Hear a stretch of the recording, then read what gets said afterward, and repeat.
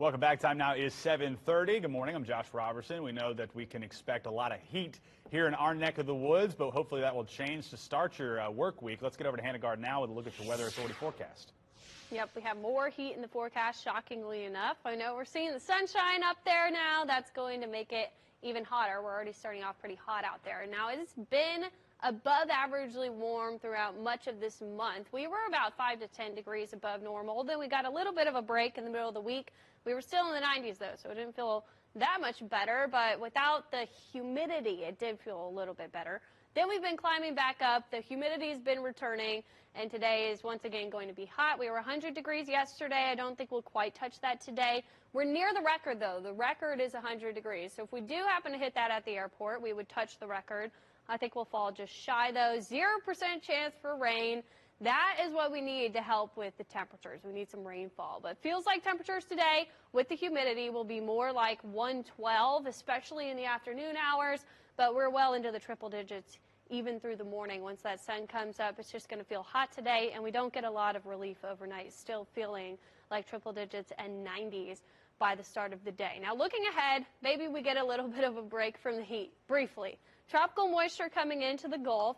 We'll get some hit and miss rainfall from this and a brief temperature drop. That is what we like to hear. So looking at the tropics, here's that wave.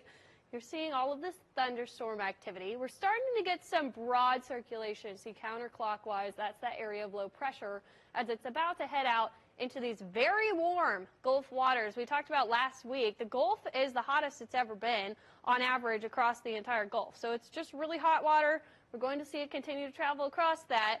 It does have a medium chance of developing into a tropical depression or a tropical storm by around Monday, Tuesday. We'll see that in the western Gulf.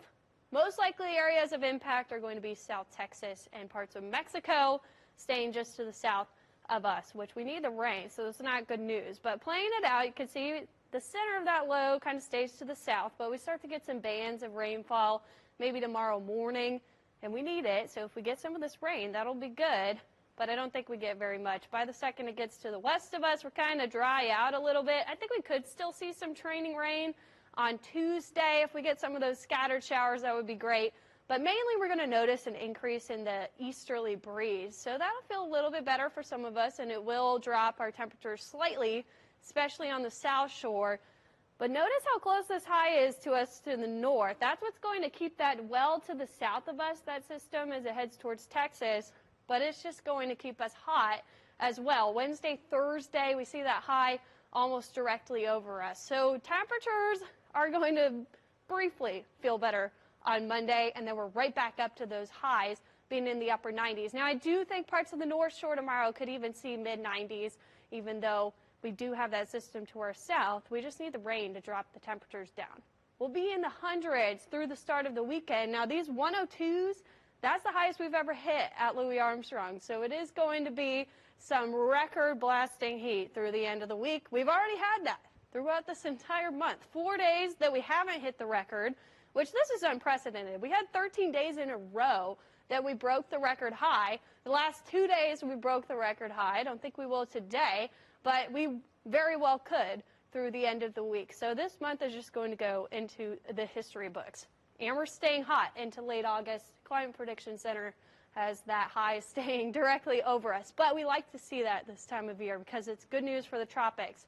Everything coming into the Gulf right now with that high is going to stay south of us. And over here across the Atlantic, we have a bunch of waves that we're watching.